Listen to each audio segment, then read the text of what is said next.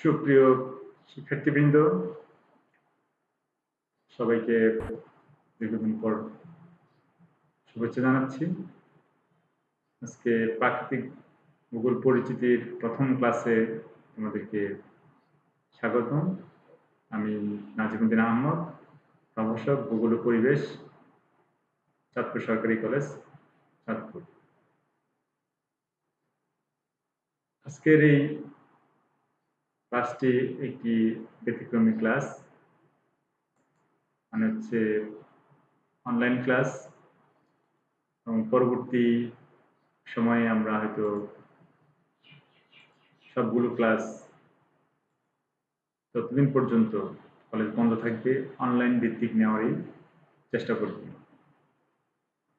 আজকে আমরা প্রাকৃতিক ভূগোল পরিচিতি দিয়ে শুরু করছি, যেটি প্রথম বর্ষের একটি কোর্স, এবং পরবর্তী সময়ে দ্বিতীয় বর্ষ, তৃতীয় বর্ষ, চতুর্থ বর্ষ এবং স্নাতকোত্তর পর্যায়েও আমাদের এই কোর্সগুলি চলবে।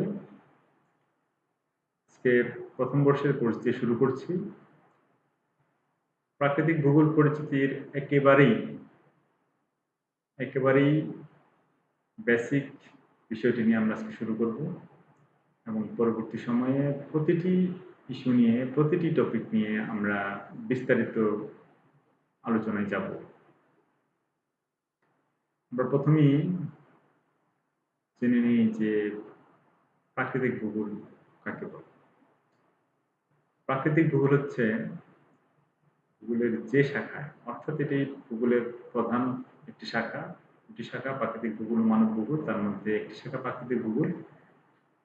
এই প্রধান শাখায়, ভূগোলের এই প্রধান শাখায় প্রকৃতির প্রপঞ্চসমূহ, পৃথিবীর এবং তার প্রকৃতির প্রপঞ্চসমূহ, প্রাকৃতিক প্রপঞ্চসমূহ নিয়ে আলোচনা করে তাকে প্রাকৃতিক ভূগোল বলে। এক্ষেত্রে আমাদের প্রথমেই আসছে যা হচ্ছে আমাদের এই পৃথিবী। এটি আমাদের গ্রহ। আমরা যদি আরেকটি ইমেজ দেখি, এটাই আমাদের পৃথিবী, এবং এটি সৌরজগতের একটি গ্রহ। আমরা জানি যে সৌরজগতে আরো অনেকগুলো গ্রহ বিদ্যমান। তার মধ্যে আমাদের সবচেয়ে কাছের, সূর্যের সবচেয়ে কাছের যে গ্রহটি, এটি হচ্ছে বুধ, তারপর হচ্ছে শুক্র, তারপরে পৃথিবীর অবস্থান, পৃথিবীর 3 নম্বর গ্রহ। তারপরে আছে মঙ্গল, মঙ্গলের পর বৃহস্পতি, জায়ান্ট, অনেক বড় গ্রহ। তারপর হচ্ছে শনি, যার একটি বলয় রয়েছে, শনির পর হচ্ছে ইউরেনাস, এবং তারপর হচ্ছে নেপচুন। তার মধ্যে আমাদের এই গ্রহটি সৌরজগতের 3 নম্বর অবস্থানে আছে। এখানে সূর্যের আয়তনের তুলনায় পৃথিবীকে ছোট দেখাচ্ছে, এবং এই চিত্রটি নাসা থেকে নেওয়া।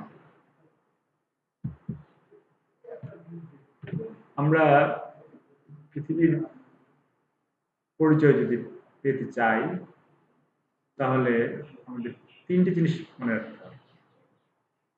একটি হচ্ছে পরিবেশগত মণ্ডল সমূহ, এটি আমরা আলোচনা করব। পরিবেশগত মণ্ডল সমূহ আসলে কোনগুলি। তারপর হচ্ছে পৃথিবীর আকার ও আকৃতি, মানে পৃথিবীটা দেখতে কেমন, শেপটা কেমন। আর হচ্ছে ভৌগোলিক গ্রিড। গ্রিডটি আমাদের এই জন্য দরকার যে আমাদের এখানে এক একটা স্থান এক এক রকম, এক এক ধরন, অর্থাৎ প্রতিটি স্থানকে যদি আমরা আলাদা আলাদা করে পেতে চাই, তাহলে তার গ্রিড সম্বন্ধে আমাদের জানতে হবে। এবং মজার বিষয় হচ্ছে যে আমি যে 3টি বিষয় এখানে দিলাম, পরিবেশগত মণ্ডলসমূহ, পৃথিবীর আকার ও আকৃতি এবং ভৌগোলিক গ্রিড, এই 3টি বিষয় বিশদ যার নামই হচ্ছে প্রাকৃতিক ভূগোল। প্রাকৃতিক ভূগোলে এই 3টি ইস্যুর বাইরে আর কোনো ইস্যু নেই। তাহলে আমরা প্রাকৃতিক ভূগোল সম্বন্ধে যদি বিস্তারিত জানতে চাই, আমাদের মনে রাখতে হবে যে আমাদের পরিবেশগত মণ্ডল সমূহ জানতে হবে, পৃথিবীর আকার ও আকৃতি সম্বন্ধে জানতে হবে, এবং তার ভৌগোলিক গ্রিড সম্বন্ধে জানতে হবে।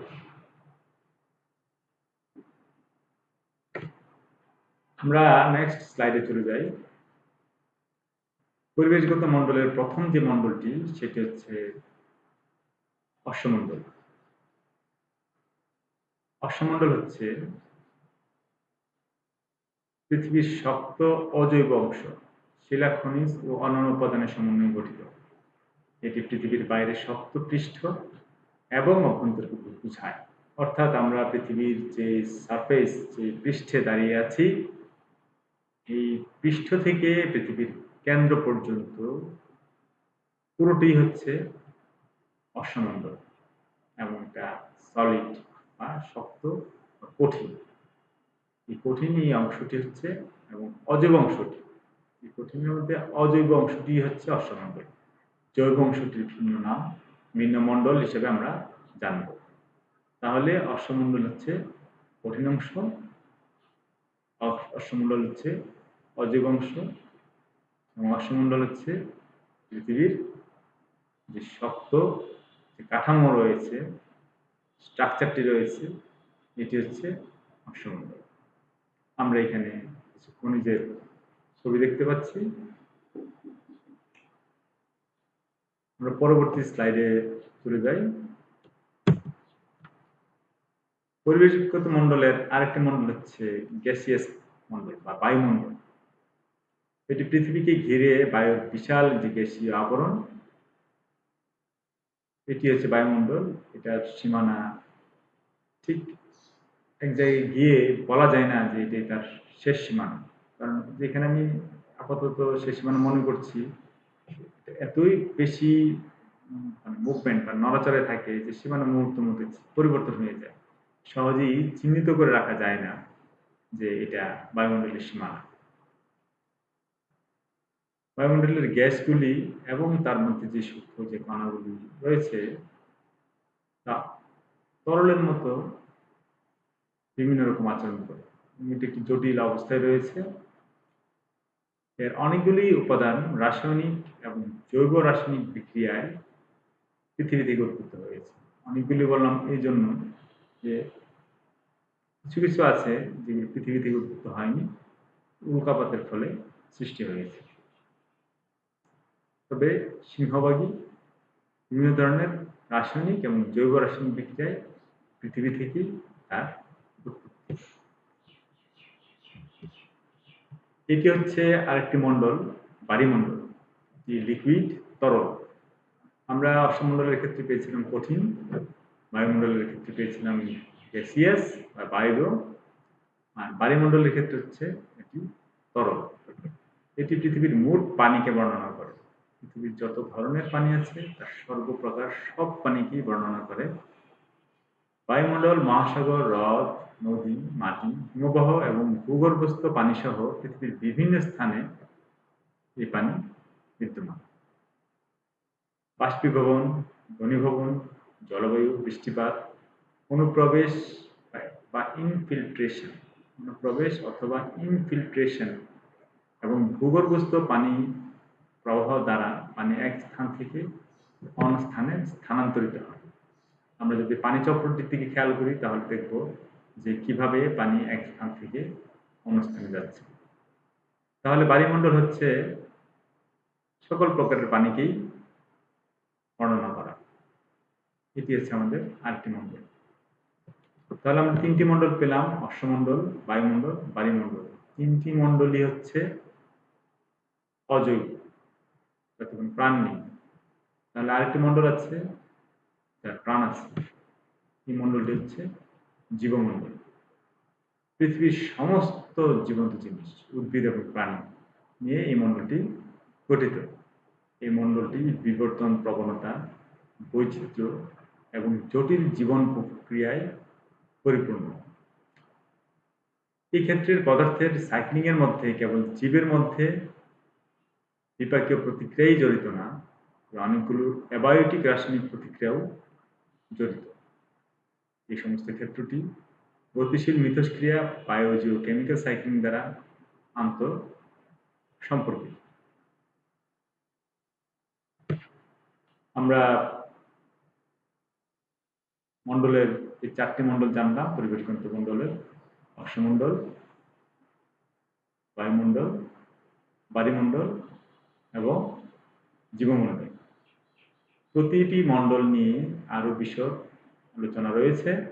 আমরা পরবর্তী ক্লাসে প্রতিটি মণ্ডল নিয়ে এই বিশদ আলোচনাগুলি জানব। আমরা এখন চলে যাই পরিবেশগত মণ্ডল পরে পৃথিবীর আকার ও আকৃতি সম্বন্ধে ধারণা নিই। পৃথিবীর আকার কেমন? পুরোটা পৃথিবীকে এখন স্যাটেলাইট প্রযুক্তির সাহায্যে মোটামুটি একটু দেখার সুযোগ রয়েছে, কিন্তু অনেক বছর আগে আদিম যুগে দেখার সুযোগ ছিল। তখন পৃথিবী সম্বন্ধে নানান ধরনের ধারণা প্রচলিত ছিল। তার মধ্যে যারা জ্ঞানী ছিলেন তার পৃথিবীর আকার সম্বন্ধে, বিশেষ করে তার যে গোলাকার এই সম্বন্ধে ধারণা পোষণ করত। তেমনই একজন হচ্ছেন পিথাগোরাস। পিথাগোরাস 580 থেকে 500 BC বিফোর ক্রাইস্ট, অর্থাৎ খ্রিস্টের জন্মেরও 580 বছর আগে তিনি ছিলেন। তিনি গ্রিক। তিনি প্রথম পৃথিবীর গোলাকার চরিত্রটি নোট করেন। এই নীতিটি প্রথম শতাব্দীতে ব্যাপকভাবে গৃহীত হয়েছিল। এই নীতিটি গৃহীত না হওয়ার পিছনে কিছু কারণ ছিল। তখনকার সময়ে কিছু গোড়ামি ছিল, ধর্মীয় গোড়ামিও ছিল, মানুষের অজ্ঞতা ছিল। সবাই কিন্তু বিজ্ঞানের কথা শুনতে চাইতো না, গ্রহণই করত না।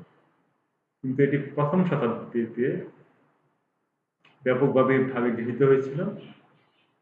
যেমন কলম্বাস পৃথিবীর গোলাকৃতি সম্পর্কে ভালোই জানত। পৃথিবীর গোলকত্ব কিভাবে প্রমাণিত, আমরা দেখে নিই কিভাবে প্রমাণিত হয়েছে।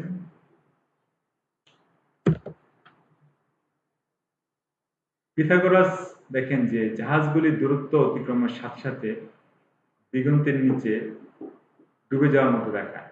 অর্থাৎ আমরা যদি সাগর তীরে দাঁড়াই তাহলে দেখবো যে জাহাজগুলি যখন দূরে সরতেই থাকে দিগন্ত বরাবর গেলে দেখা যায় যে জাহাজগুলি ডুবে যাচ্ছে। আসলে কি ডুবে যাচ্ছে? না, পৃথিবী গোল হওয়ার কারণে, তার কার্ভেচার, তার বক্রতার কারণে জাহাজটিকে আর দেখা যাচ্ছে না। অর্থাৎ বক্রের নিচের দিকে, অর্থাৎ কার্ভের নিচের দিকে জাহাজটা চলে যাচ্ছে। তখন মনে হচ্ছে যেন জাহাজটা মনে হয় ডুবে যাচ্ছে। আর বর্তমান সময়ে আমরা এটি কিভাবে জানতে পারি? এরিয়াল স্যাটেলাইট ইমেজ দ্বারা জানতে পারি। তারপরে একটা বিষয় খেয়াল করি যে আমরা প্রতিটি দেশের সূর্যাস্ত পর্যায়ক্রমিক, আজকে বাংলাদেশে সূর্যাস্ত হওয়ার ঠিক আধা ঘন্টা পরে ভারতে, 1 ঘন্টা পর পাকিস্তান, 1.5 ঘন্টা পর আফগানিস্তান, এইভাবে পর্যায়ক্রমিকভাবে সূর্যাস্ত হচ্ছে। নেভিগেশনের ক্ষেত্রে বৃত্তের ত্রিকোণমিতির ব্যবহার করা হয়। নেভিগেশন অর্থাৎ জাহাজ চলাচলের জন্য তার যে দিক নির্দেশক, জাহাজ চলাচল করে কোন দিকে যাচ্ছে, কোথায় আছে, তার অবস্থান জানানোর জন্য যে প্রক্রিয়া, যে প্রযুক্তি, যে পদ্ধতি, সেটি হচ্ছে নেভিগেশন। এই নেভিগেশন করার ক্ষেত্রে বৃত্তের ত্রিকোণমিতির ব্যবহার হয়। এটি হচ্ছে আমাদের নর্থ স্টার। নর্থ স্টার আকাশে দেখা যায়, এটি অক্ষাংশের সাথে সাথে পরিবর্তিত হয়। বর্তমান সময়ে আমরা এভাবে জানতে পারি যে পৃথিবীর আকার হচ্ছে গোলকের ন্যায়।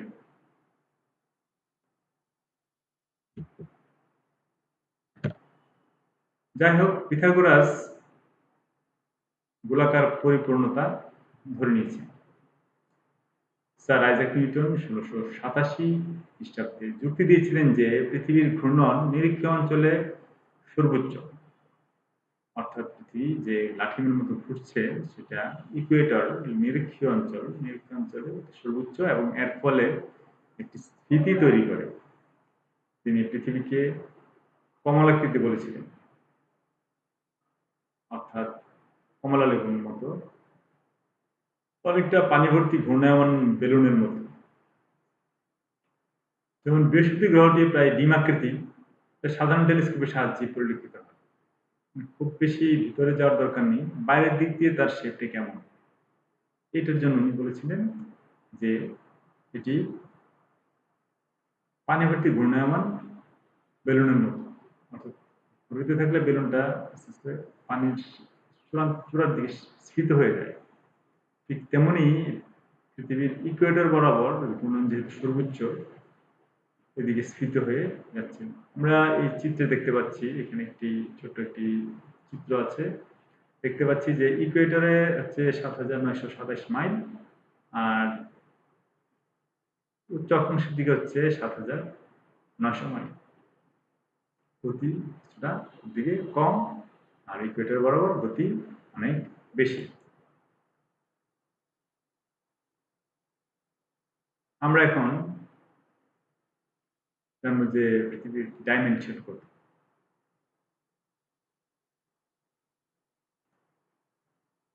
পৃথিবীর ডাইমেনশন হচ্ছে তার ব্যাস ৮,০০০ মাইল বা ১২,০০০ কিলোমিটার। এই ৮,০০০ মাইলের সাথে যদি আমরা পায়ে দিয়ে গুণ দিই, মানে পায়ের মান হচ্ছে ৩.১৪, তাহলে তার পরিধি পাবো। তার পরিধি হচ্ছে ২৫,০০০ মাইল। পৃথিবীর জিওড মনে হচ্ছে পৃথিবীর শেপ কি একদমই গোল, একদম স্মুথ গোল, নাকি কোথাও কোনো এবড়ো আছে? এই এবড়ো যে ব্যাপার, এটা হচ্ছে তার জিওড। এই জিওডটা পরিপূর্ণ না, এই জিওডটা হচ্ছে অপূর্ণ। প্রকৃতপক্ষে পৃথিবীর ব্যাসার্ধটি যদি ৩০ তলা বিল্ডিং হতো, তবে মাউন্ট এভারেস্টই কেবল একটি ইটের সমান উঁচু। তাহলে মাউন্ট এভারেস্টের উচ্চতা হচ্ছে ২৯,০২৮ ফিট সি লেভেল থেকে, সমুদ্রপৃষ্ঠের উচ্চতা থেকে। আর সমুদ্রপৃষ্ঠের উচ্চতা থেকে মারিয়ানা ট্রেঞ্চ, যেটা সবচেয়ে গভীর খাত, এটা হচ্ছে ৩৫,৮১০ ফিট গভীর। অর্থাৎ হিমালয় পর্বতটি, মাউন্ট এভারেস্টটি পুরোটাই মারিয়ানা ট্রেঞ্চের ভিতরে ঢুকে যাবে। এত গভীর হচ্ছে মারিয়ানা ট্রেঞ্চ। তাহলে মারিয়ানা ট্রেঞ্চের শেষ বিন্দু থেকে মাউন্ট এভারেস্টের সর্বোচ্চ বিন্দু পর্যন্ত মোট হচ্ছে ৬৪,৮৩৮ ফিট অথবা ১২.২৮ মাইল।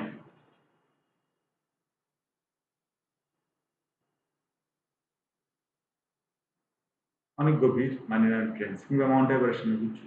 তারপরেও পৃথিবীর ব্যাসার্ধটি যদি ৩০ তলা বিল্ডিং হয়, তাহলে মাউন্ট এভারেস্ট হবে এটা মাত্র ইটের সমান। আমরা পরবর্তী স্লাইডে যাই। আমরা এখন জানবো হচ্ছে ভৌগোলিক গ্রিড।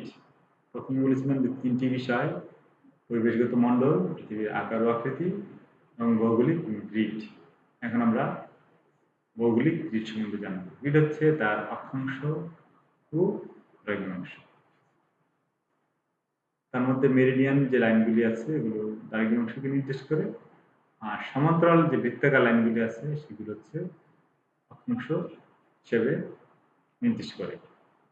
মনে রাখতে হবে যে অক্ষাংশের লাইনগুলি কিন্তু সমান্তরাল এবং বৃত্তাকার। মেরিডিয়ানগুলো বৃত্তাকার কিন্তু সমান্তরাল না। আমরা নিচের চিত্রের সাহায্যে এটা একটু ভালোভাবে বুঝতে পারবো। এখানে দেখা যাচ্ছে যে এই লাইনগুলো সমান্তরাল বৃত্তাকার। Parallel circular lines indicate Latitude, তার মানে এগুলো ল্যাটিটিউডকে নির্দেশ করে। আর এই যে লাইনগুলি আছে, এই লাইনগুলি কিন্তু সমান্তরাল নয়। এদিকে হচ্ছে তার দূরত্ব কম এক লাইন থেকে আরেক লাইনে, আর এদিকে হচ্ছে এক লাইন থেকে আরেক লাইনে তার দূরত্ব বেশি। Meridians are arcs use to indicate longitude. বক্ররেখা দ্রাঘিমাংশকে নির্দেশ করে এবং তারা সমান্তরাল নয়। আমরা পরবর্তীতে দেখি যে অক্ষাংশ হচ্ছে নিরক্ষের উত্তর বা দক্ষিণের দূরত্বের কৌণিক পরিমাপ ডিগ্রি দ্বারা প্রকাশ করা হয়। এটা হচ্ছে ইকুয়েটর। এই ইকুয়েটর উত্তরে এখানে যে কোণটা তৈরি করেছে ৩৫ ডিগ্রি, এটা একটা দূরত্ব, অর্থাৎ এখান থেকে এখানে দূরত্ব পেয়ে যাচ্ছে। কোণ দ্বারা যে কোন দূরত্ব হয় সেটি কৌণিক দূরত্ব। আবার এদিকে হচ্ছে ২৩ ডিগ্রি, অর্থাৎ ইকুয়েটর থেকে ২৩ ডিগ্রি দক্ষিণে, এখানে একটা দূরত্ব পেয়ে যাচ্ছে। ডিগ্রি দ্বারাও দূরত্ব হয়, যেটাকে আমরা কৌণিক দূরত্ব বলি। এটা রেঞ্জ আমরা সাধারণত পাবো 0 থেকে 90 ডিগ্রি, অর্থাৎ ইকুয়েটর বরাবর হচ্ছে 0 এবং উত্তর মেরু নর্থ পোল পর্যন্ত 90 ডিগ্রি কিংবা সাউথ পোল পর্যন্ত 90 ডিগ্রি। তাহলে আমরা এটা নর্থ অথবা সাউথ হিসাবে বলতে পারি। অর্থাৎ উত্তর দিকে যদি হয় তাহলে 90 ডিগ্রি উত্তর, আর দক্ষিণে যদি হয় তাহলে 90 ডিগ্রি দক্ষিণ। 1 ডিগ্রি অক্ষাংশ হচ্ছে প্রায় 69 মাইল। আমাদের অনেকেই একটা ভুল করে যে 1 ডিগ্রি সমান কত, অনেকে উত্তর দেয় 4 মিনিট। অর্থাৎ সময়ের হিসাবে 4 মিনিট, সময় অতিক্রম হয়, দূরত্বের ক্ষেত্রে না। 1 ডিগ্রি যদি পরিবর্তিত হয় তাহলে 4 মিনিট সময় পার্থক্য তৈরি করে। এটা সঠিক উত্তর না। সঠিক উত্তর হচ্ছে যে 1 ডিগ্রি অক্ষাংশের ক্ষেত্রে দূরত্ব অতিক্রম করবে হচ্ছে 69 মাইল, অর্থাৎ 25,000 মাইলকে 360 ডিগ্রি দিয়ে ভাগ দিলে যা পাওয়া যায় তাই। আমাদের এই জিনিসটা মনে রাখতে হবে যে পৃথিবীর পরিধি 25,000 মাইল, আর ডিগ্রি তো 360 ডিগ্রির উপরে নাই, এটা বৃত্তের সর্বোচ্চ ডিগ্রি 360। অর্থাৎ 1 ডিগ্রি যদি আমরা বের করতে চাই তাহলে পৃথিবীর পরিধিকে বৃত্ত দিয়ে ভাগ দিতে হবে, অর্থাৎ 25,000 মাইলকে 360 ডিগ্রি দিয়ে ভাগ দিতে হবে। সেক্ষেত্রে যা পাবো তাই। এখন আসি এই সমান্তরাল রেখাগুলিকে নিয়ে। সমান্তরাল কল্পিত লাইনগুলি সমান অক্ষাংশের পয়েন্টগুলিকে সংযুক্ত করে। অর্থাৎ সমান অক্ষাংশের পয়েন্ট বলতে এইখানে যদি এই একটা পয়েন্ট হয়, এটাও 23 ডিগ্রি, 23.5 ডিগ্রি, অর্থাৎ 23.5 ডিগ্রি, এটা আমরা ট্রপিক অফ ক্যান্সার বা কর্কটক্রান্তি লাইন বলি। এখানে যদি হয় সেটাও 23.5 ডিগ্রি, এখানে যদি হয় সেটাও 23.5 ডিগ্রি, মানে সমান যে পয়েন্টগুলি আছে সেগুলোকে কানেক্টেড, সংযুক্ত করেছে 23.5 ডিগ্রি দিয়ে। এই কথাটি বলা আছে। আরেকটা বিষয় আছে, এখানে 7টা লাইন আছে। এই 7টি সমান্তরাল বিশেষ পয়েন্টগুলিকে উপস্থাপন করে যেখানে সূর্যের রশ্মি পৃথিবীতে পতিত করে। 7টা লাইন দেখে আমরা এখানে নর্থ পোল এবং সাউথ পোল, উত্তর মেরু এবং দক্ষিণ মেরুতে 2টা, অ্যান্টার্কটিক সার্কেল আছে একটা এবং আর্কটিক সার্কেল আছে একটা, যেটা 66.5 ডিগ্রি উত্তর এবং 66.5 ডিগ্রি দক্ষিণ। তাহলে হলো হচ্ছে 2 4। তারপর হচ্ছে ট্রপিক অফ ক্যান্সার মানে কর্কটক্রান্তি, সেটা 33.5 ডিগ্রি উত্তর, এবং ট্রপিক অফ ক্যাপ্রিকর্ন মকরক্রান্তি, সেটা 23.5 ডিগ্রি দক্ষিণ। এখানে 2টা, তাহলে হচ্ছে 6। আর ইকুয়েটর মাঝখান দিয়ে যেটা গিয়েছে 0 ডিগ্রি, সেটা সহ হচ্ছে 7। আমাদের এই 7টি সমান্তরালের কথা মনে রাখতে হবে। কি কি? উত্তর মেরু, দক্ষিণ মেরু, আর্কটিক সার্কেল, অ্যান্টার্কটিক সার্কেল, কর্কটক্রান্তি, মকরক্রান্তি, আর হচ্ছে ইকুয়েটর বা নিরক্ষরেখা। দ্রাঘিমাংশ হচ্ছে যে প্রাইম মেরিডিয়ান, এটা হচ্ছে লন্ডনের গ্রিনিচ শহরের যে মানমন্দির তার উপর দিয়ে যে কল্পিত রেখা গিয়েছে সেটাকে আমরা প্রাইম মেরিডিয়ান রেখা বলতে পারি।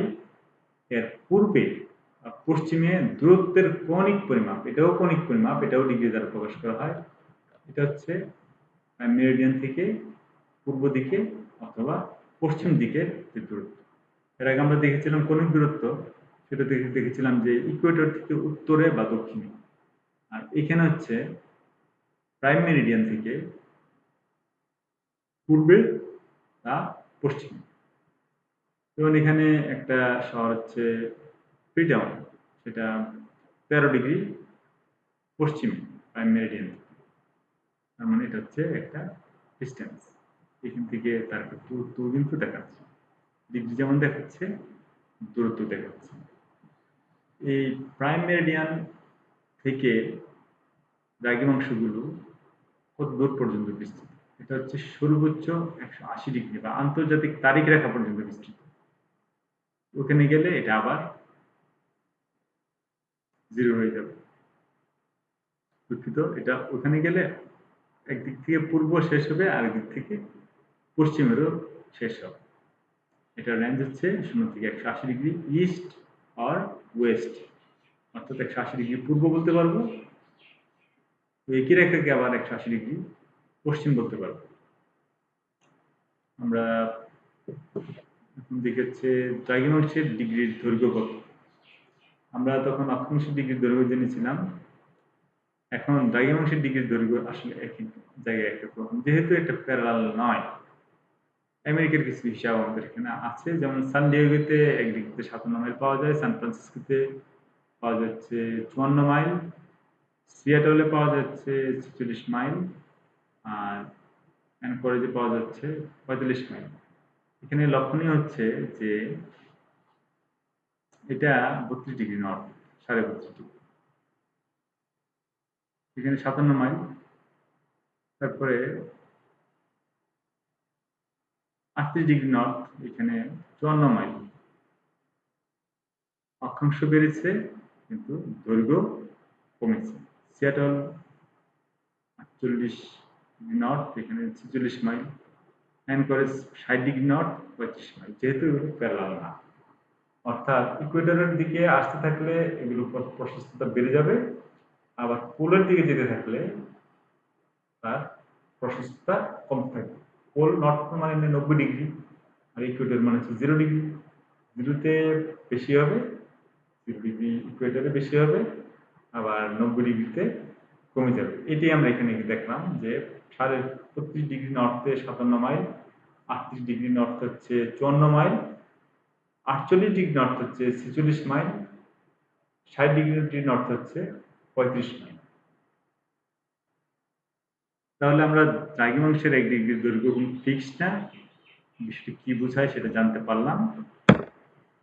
এখন আমরা দেখব হচ্ছে ডিগ্রি, মিনিট এবং সেকেন্ড।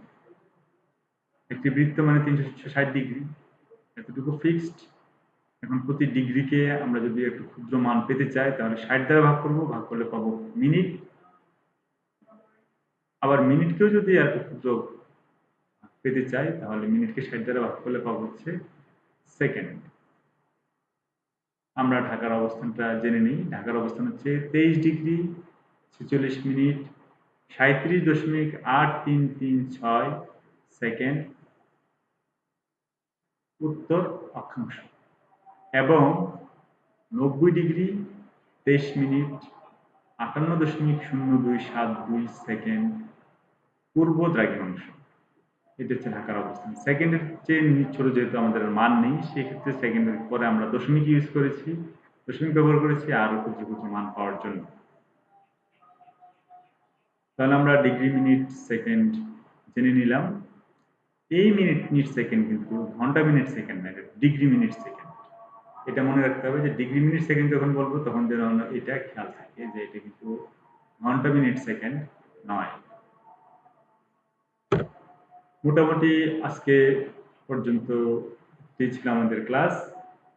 আমরা প্রথম বর্ষ, দ্বিতীয় বর্ষ এবং তৃতীয় বর্ষ ক্লাসগুলো এর আগে নিব। ঈদের পরে আমরা সবগুলো ইয়ারেরই ক্লাস নিব এবং ক্লাসের সংখ্যাও আর অনেক বেশি হবে। আগামী ক্লাসে দেখা হবে। আজকে পর্যন্ত এতটুকুই। আল্লাহ হাফিজ।